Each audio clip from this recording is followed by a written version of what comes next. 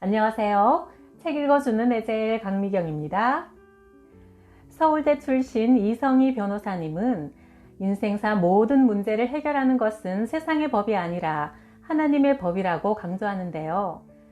당신의 심장을 되살리는 하나님의 법 알려드릴게요. 내가 맡은 의뢰인이 검사에게 현행범으로 긴급 체포를 당해 구속될 위기에 처했다. 나는 변호인으로서 의뢰인을 방어해야 하니 서둘러 검사실을 찾아갔다. 평소 친분 있던 검사였는데 그의 책상 위에 성경책이 펼쳐져 있었다. 그는 교회 다니는 분이 아니었기에 의아해서 그 이유를 물었다. 그러자 자신의 얘기를 털어놓기 시작했다. 내가 너무 힘들어서 그래요. 아내가 결혼 전에 약간 우울증 증세가 있었는데 결혼 후 10년 동안 점점 심해지더니 이제 한계 수위를 넘었어요. 내가 집에 들어가면 칼을 들고 나를 죽이려 한다니까요. 우리는 보통 판사, 검사, 의사 등 외적으로 부러움을 사는 직업의 가정에는 별 문제가 없을 거라 생각한다. 그러나 고위직에 있을수록 돈, 명예, 권력이 커질수록 내부적인 고통은 더 심하다. 더군다나 검사라는 직업은 야근도 많고 힘든 일도 많고 지방 발령도 잦아 가족과 떨어져 지내는 시간이 많다. 검사가 계속 말했다. 아내의 증상을 더 이상 견딜 수 없어 이혼하고 싶지만 아이들 때문에 선뜻 이혼도 할 수가 없고 아내를 병원에 보내봤지만 상태는 더욱 나빠질 뿐 차도가 보이지 않으니 도대체 왜 우리 집에 이런 일이 생긴 걸까? 풀리지 않는 숙제 앞에서 상담사도 만나보고 심지어 무당도 찾아갔지만 어떤 답도 찾지 못했습니다. 그래서 성경에 혹시 답이 있을까 싶어 성경을 보고 있었어요. 나는 절박한 그에게 복음을 전했다. 사모님의 우울증이 깊어지면 자녀에게 옮겨가고 결국 검사님에게도 전해집니다. 온 가족이 우울증의 수렁에 빠지게 되지요. 누군가 이 수렁에서 검사님 가족을 구원해줘야만 합니다. 현대인들이 겪는 우울증, 불면증 같은 정신병은 영적으로 해석하면 하나님과 분리된 상태라 할 수 있습니다. 그러므로 우리가 하나님과 다시 합해질 때, 예수님을 영접하여 성령으로 완전히 충만해질 때 정신질환이 치료될 수 있지요. 먼저 예수 그리스도가 누구신지 알아야 합니다. 예수는 하나님이 구원하시다라는 뜻의 이름이고 그리스도는 예수님이 하시는 일을 나타내는 직함이지요. 그리스도는 기름 부음 받은 자라는 뜻인데 구약 성경에는 왕, 제사장, 예언자를 세울 때 머리에 기름을 부었습니다. 예언자는 하나님의 말씀을 받아 전하는 사람인데 예수님은 이 땅에 오셔서 내가 하나님께로 가는 유일한 길이라고 선포하신 참 예언자이십니다. 둘째, 제사장은 짐승의 피로 백성의 죄를 속하는 일을 맡은 사람인데 예수님은 자신이 어린 양이 되셔서 십자가에서 피 흘려 죽으심으로 인간의 죄 문제를 단번에 완전히 해결하신 참 제사장이십니다. 셋째, 예수님은 세상에서 죽음의 권세를 잡고 왕노릇하는 마귀의 일을 멸하시고 만왕의 왕으로 우리를 통치하시는 진짜 왕이십니다. 따라서 예수가 그리스도이심을 믿고 고백하면 하나님의 자녀가 되어 마귀가 가져다주는 모든 저주와 죽음으로부터 자유를 얻게 됩니다. 베드로가 이 비밀을 깨닫고 예수님은 그리스도요 하나님의 아들입니다 고백하자 예수님이 크게 칭찬하시며 지옥의 권세가 너를 이기지 못한다고 선포하셨지요. 예수가 그리스도이심을 믿음으로 고백할 때마다 사탄은 두려워 떨며 도망가게 된다는 말입니다. 예수가 그리스도이심을 믿는 자는 다 하나님의 자녀요. 예수가 하나님의 아들이심을 믿는 자는 세상을 이긴다고 요한일서 5장 1절 5절이 말씀합니다. 검사님은 복음의 핵심을 알아듣고 예수님을 주인으로 영접했으며 그때부터 가정의 제사장이 되어 아내와 자녀들을 위해 기도하기 시작했다. 얼마 후 그가 내게 말했다. 예수님을 만나게 해줘서 고마워요. 우리 가정의 문제도 기도 속에서 조금씩 해결해 가고 있습니다. 그 후 여러 검사들이 줄줄이 소문을 듣고 찾아와 상담했고 상담은 항상 예수님을 영접하는 기도로 마무리되었다. 예수가 그리스도 구원자이심을 전하는 일이야말로 나도 살고 다른 사람도 살리는 유일한 길이다. 예수님의 십자가 승리를 말하다 보면 간혹 이런 질문을 받을 때가 있다. 예수님을 구원자로 영접한 사람에게는 고난이 오지 말아야 하는 거 아닌가요?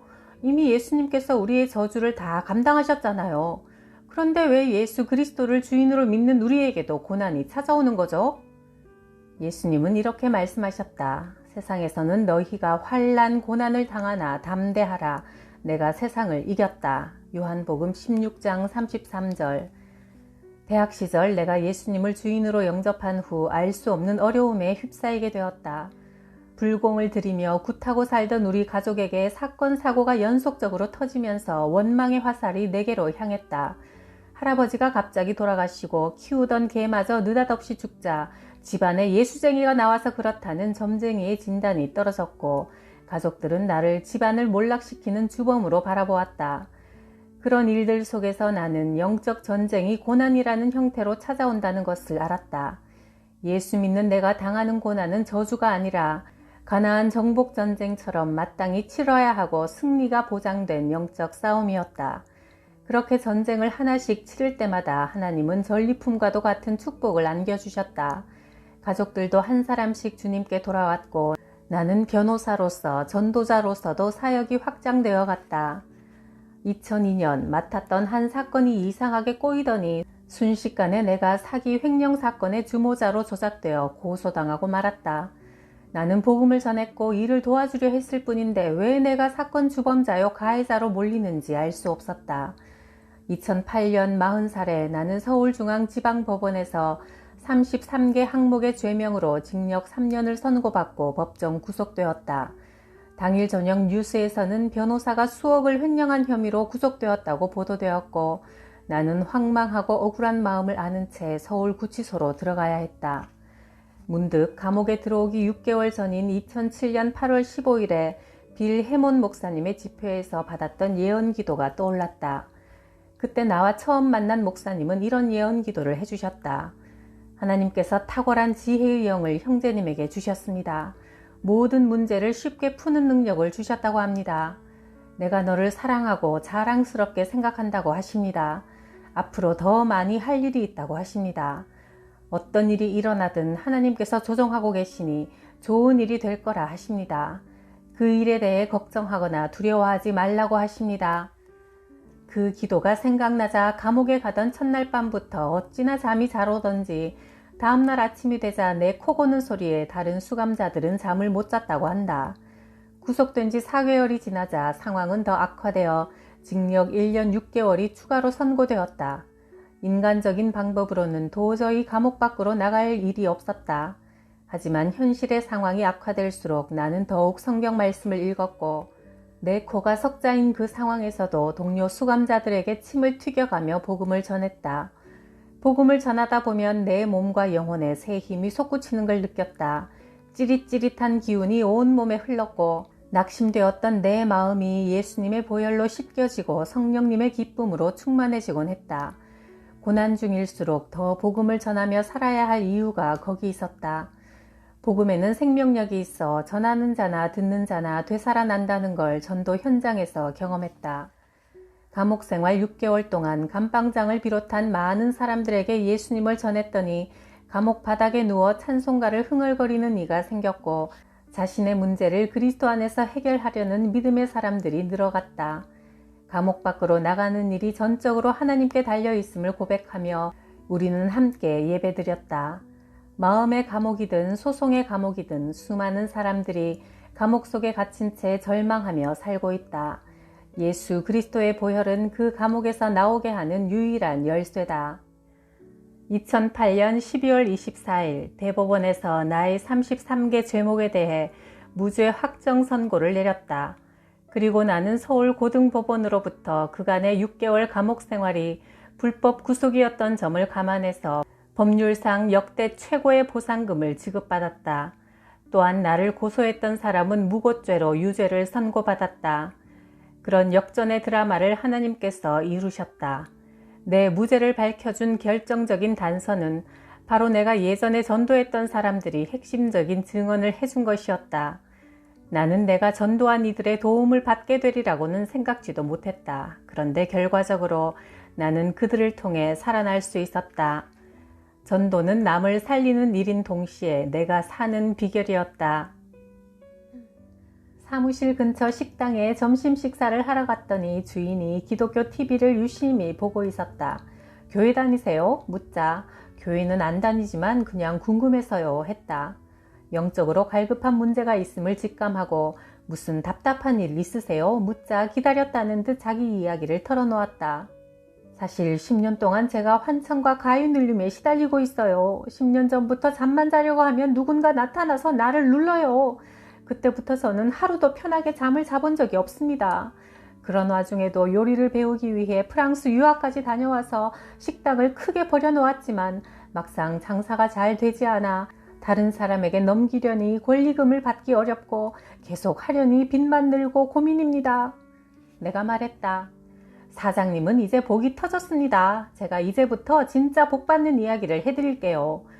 우리가 살아가는 세상에서 일어나는 모든 문제는 사탄, 마귀, 악령, 귀신들이 있기 때문입니다. 그러자 사장이 맞장구 쳤다. 맞아요. 내가 교회는 안 다니지만 그 사실은 너무나 잘 압니다. 내가 날마다 그걸 체험하며 살거든요. 오죽했으면 내가 너무 화가 나서 밤마다 찾아오는 귀신한테 이런 협박까지 했겠어요. 나도 머지않아 죽을 테니 내가 죽으면 나를 이렇게 괴롭히는 너부터 가만두지 않겠다 하면서 베개를 던졌다니까요. 사장님, 그런데 그렇게 하는 걸로는 문제가 해결되지 않습니다. 이 마귀의 일을 멸하러 오신 예수님을 주인으로 모시고 살아야 영적인 힘을 얻어 귀신을 이길 수 있습니다. 그러자 사장님은 예수님을 구주로 영접했고 나는 다음 날부터 일주일 동안 미국 출장을 다녀왔다. 오랜만에 식당을 찾아가서 사장님을 다시 만났다. 그분은 환하게 웃으며 말했다. 제가 매일 밤마다 자기 전에 이렇게 선포했거든요. 예수님은 그리스도요 살아계신 하나님의 아들입니다. 예수 그리스도 이름으로 명하노니 나를 괴롭히는 귀신들은 썩 떠나가라. 그날 이후로 신기하게도 하루도 밤에 귀신을 만난 적이 없습니다. 내 마음이 너무나 평안해졌어요. 두렵지가 않아요. 그 후 그는 식당 가까운 온누리 교회를 다니며 구역 예배까지 참여하며 즐겁게 신앙생활을 했다. 그러더니 이런 고백도 했다. 제가 지난 2년 동안 가게가 잘 안 돼서 고민했지만 이제는 그 문제도 하나님께 완전히 맡겨버리니 마음이 편안합니다. 내가 웃으며 말했다. 사장님 마음이 평안해지면 얼굴도 밝아지고 자연히 손님에게도 친절하게 되지요. 사업이 지금보다 잘 될 수밖에 없다는 전망이 나오네요. 사기 사건으로 나를 찾아온 의뢰인이 이런 고민을 털어놓았다. 저는 하나님을 만나고 싶어 한때 교회에 열심히 다녔지만 못 만났고 그 뒤 1년 동안 절에서 스님 생활을 했습니다. 직접 돌을 닦으면 영적 목마름을 채울 수 있을까 하여 절에 들어갔지만 그곳에서도 인간의 탐욕과 위선과 비리만 판치더군요. 그 후에는 천주교 수도원에서 6개월 수사생활까지 하다가 지금은 모든 종교를 다 접고 프로이드 정신철학을 공부하고 있습니다만 그 어디에서도 진리를 찾지 못했습니다. 게다가 믿었던 지인이 제게 사기를 쳤어요. 내가 아는 그 사람은 그런 나쁜 짓을 할 사람이 아닌데 분명 귀신에 씌여 이런 짓을 한 거예요. 돈도 많고 권력도 있는 사람이 왜 가족처럼 지내던 우리 집 재산을 홀라당 사기쳐서 가져갔는지 그 사람이 불쌍하다가도 제가 고소하면 어떻게 저를 해코지할지 몰라 불안해서 저는 잠도 못 자고 대소변 조절 능력까지 마비되어 가고 있어요. 그의 이야기를 찬찬히 듣고 나서 내가 말했다. 선생님은 지금 상대방을 고소해서 돈도 되찾고 싶고 또 악령의 신과 같은 상대방을 옛날로 되돌려 놓고 싶으신 거죠? 네, 그렇지요. 그렇다면 먼저 선생님 마음이 평안해져야 합니다. 먼저 마음의 감옥에서 나와 자유로워져야 소송에서도 이기고 상대방을 구할 수 있습니다. 저도 그러고 싶어요. 제발 좀 편안해지고 싶어요. 제가 선생님 영혼이 자유로워지고 편안해질 수 있는 길을 알려드리지요. 그런 길이 따로 있겠어요? 나는 말씀드렸다시피 해볼 수 있는 거는 다 해봤다고요. 오랫동안 교회를 다녀도 진리가 무엇인지 찾지 못했다면 예수님을 구원자로 만나지 못했다는 뜻입니다. 예수님이 십자가에서 우리 죄를 대신 지고 죽으심으로 인간의 죄 문제를 해결하셨고 3일 후 다시 살아나심으로 죽음 문제를 해결하셨습니다. 우리가 예수님의 그 피를 의지하고 예수님이 내 인생의 주인이요 영혼의 구원자라고 고백하면 이제 더 이상 원수 마귀에게 시달리지 않아도 된다는 거예요. 하나님께서 주시는 모든 복은 예수 그리스도 안에서 주어진다고 약속되었기 때문에 예수님을 그리스도로 영접할 때 우리는 하나님의 자녀가 되는 특권을 갖게 됩니다. 그러자 그는 눈빛을 반짝이며 영접 기도를 따라했다. 불안, 염려, 사기 사건에 눌려 그늘져 있던 그의 얼굴이 어린아이처럼 화사하게 변했다. 기쁘네요. 그는 마음이 편안하고 기쁘다고 했다. 그가 예수님을 그리스도로 영접하는 순간 수고하고 무거운 모든 짐들을 예수님 앞에 내려놓았기 때문이다. 소송에서 이기려면 선생님 마음이 먼저 평안을 유지해야 합니다. 그러려면 매일 성경을 읽고 기도하시고 주일에는 교회 나가서 예배를 드리세요. 그러면 하나님께서 이 사건을 선하게 풀어가실 것이며 상대방의 영혼도 되살려낼 수 있습니다. 2005년 예비군 훈련을 받으러 갔을 때 앉아서 강의를 듣고 있는데 옆자리에 앉은 사람이 자기 팔에 내 팔이 닿았다며 갑자기 군홧발로 내 정강이를 걷어찼다. 얼마나 아프던지 다리가 부러진 줄 알았다. 순식간에 다리가 퉁퉁 부어올랐다.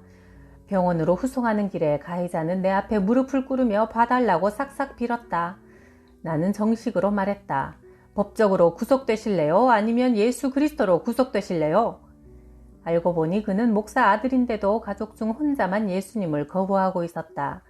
나는 진지하게 예수님을 소개했고 그도 진지하게 예수님을 영접했다.